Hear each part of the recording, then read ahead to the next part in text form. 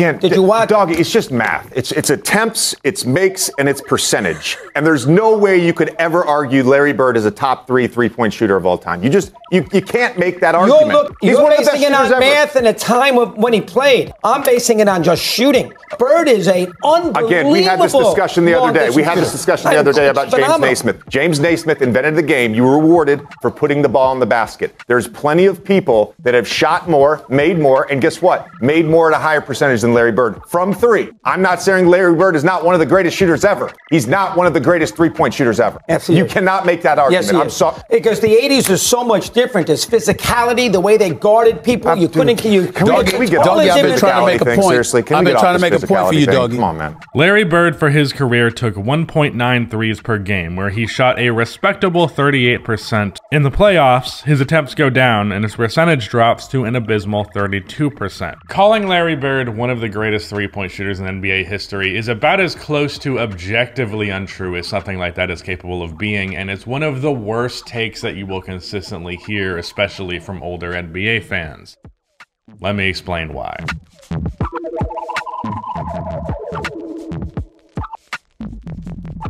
Before we can get into that, though, All-Star Weekend is, wow, what do you know, this weekend, which means that now is the perfect time to download Prize Picks because they have projections for pretty much every event that's happening this weekend. The Slam Dunk Contest, the 3-point contest, Rising Stars, the All-Star Game, and I think even the other stuff, the stuff that no one really cares about, but you know, they have it. Now is the perfect time to hop in because you can enjoy All-Star Weekend and maybe make a little bit of money on the side. Prize Picks is super easy and super accessible. You can really just figure it out immediately. As someone who's been unfamiliar with that type of space in the past, I hopped into it when I first downloaded it and it was super duper easy. And what's great is that if you are new here and you have not used Prize Picks yet, you can use my code Rusty to get an instant deposit match up to $100. Let's say you put like $70 into Prize Picks. Prize Picks will give you $70 back. So you can now play with 140 and it's literally free money. So go download Prize Picks and use the code Rusty to get an instant deposit match up to $100. Thank you to Prize Picks for sponsoring this video and let's get on with it. Real quick before we get into this video, if you could do me a huge favor and go check out my most recent video after this one. It is a basically LeBron documentary that I worked a ton on and it didn't do that well. So go check it out. Link will be in the description and the pinned comment. Now, I'm sure those among you who actually hold this take that believe that Larry Bird is one of the greatest 3-point shooters ever, I'm sure that you are screaming at the camera, not the camera, I have a camera, you have a laptop or a phone or an iPad. Why are you watching this on an iPad, weirdo? That's a shot at my editor because he has an iPad. But I'm sure you're shouting, context, context, context. That's what happens anytime you bring up the fact that Larry Bird didn't really take that many threes at all. Well, in Larry Bird's era, he wasn't allowed to shoot the ball from there. The 3 was a gimmick. I know, everybody knows that. You're not making a good point. You're not making a good counter argument. You're not bringing up something that hasn't been said before. This is not as strong of an argument as you seem to believe that it is. The statement Larry Bird would shoot more threes in today's era is likely true. In fact, I actually 100% agree with that. And I would even say that Larry in today's league probably launches like 8 threes a game, and I would guess he probably does it well. I do think Larry Bird is pretty damn good at shooting from mid-range, and it's only logical that that can extend to the 3-point line in a modern context. I understand where you're coming from there when you say that, and I actually kind of agree even. However, that is a hypothetical at the end of the day. A hypothetical is a hypothetical. Whether or not it's a realistic hypothetical, it is still just a hypothetical. And we do not put players on all-time ranking lists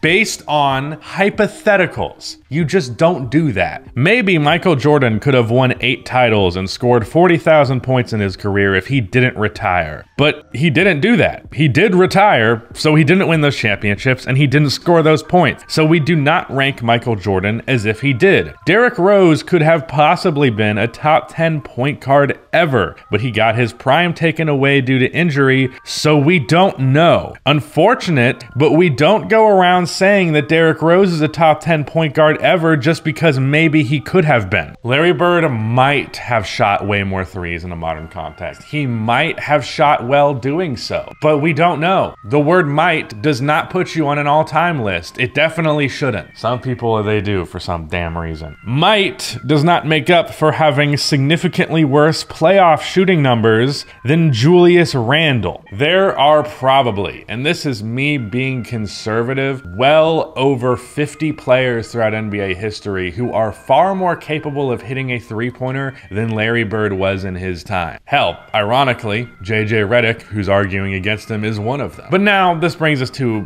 a different question. I think most reasonable people, especially younger NBA fans, I know I look 40, but I'm only 20, almost 23, not 20, almost 3. That's not how time works. For those among you who would hold that opinion, obviously he's not a great three-point shooter. Maybe he could have been, but maybe does not get you there.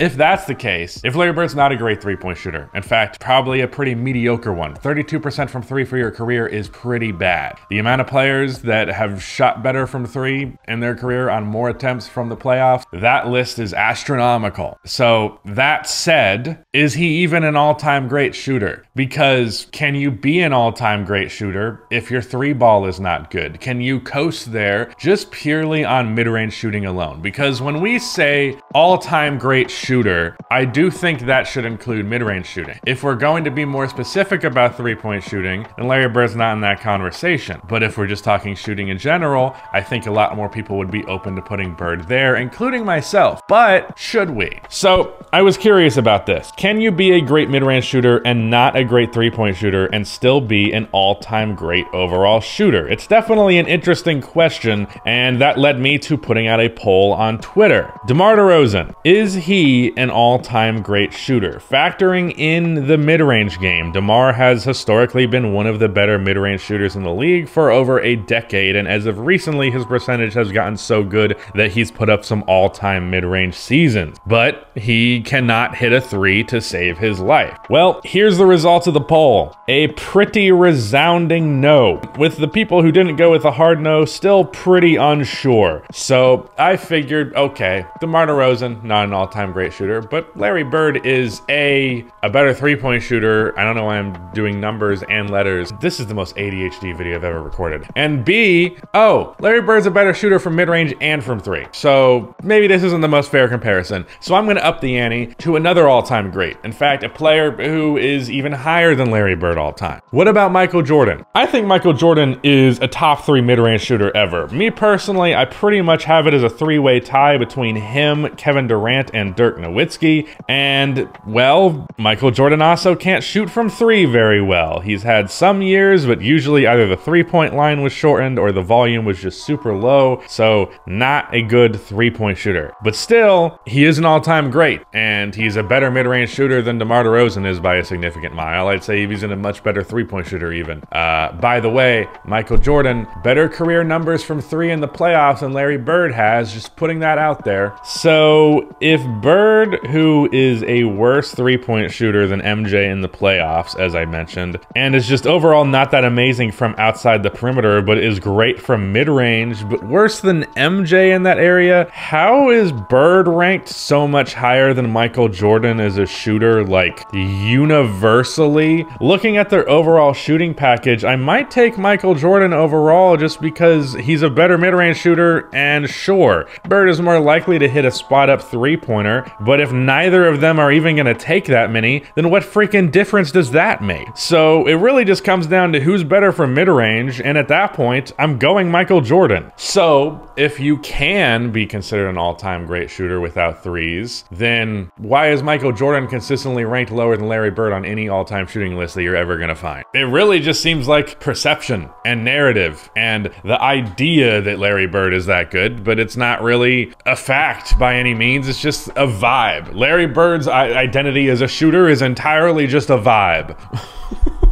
Here is a ranking from CBS Sports of the greatest shooters of all time. I'm going to warn you, this list sucks overall, but this is just to prove a point. This is their top 15 shooters of all time. Larry Bird is ranked number 4, which is pretty disgusting given that every single player on this list has a higher volume or percentage from 3. In fact, everyone but Steve Kerr has both. And even Steve Kerr shoots damn near like 8% better than Bird on 0.1 less attempts, so he's a better shooter too. Larry Bird is without a shadow of the doubt the worst three-point shooter listed here by quite a distance, and he's the 4th best shooter of all time, so you can only assume that's based purely on his mid-range ability. And if that's the case, why is Dirk lower than Larry Bird? Because better from mid-range and much better from 3. Why is Michael Jordan lower? Because better from mid-range, both of them really don't shoot that many threes and don't shoot them all that amazing. So I don't really think that's really that fair. We're really just going off of vibes here. So is Larry Bird even an all-time great shooter? I would let you have that one. I think ranking him 4th or anything near that high is ridiculous and straight up disrespectful to other players shooting the ball. I understand that Bird was one of the early guys to like really make the jump shot like a huge part of his game, and he did it primarily from mid-range. I give respect to the origin of it and the early stages of basketball, but we're not going to take that respect or the possibility that he could have been a great three-point shooter and just pretend that he was. It's not how shit works, and it drives me crazy.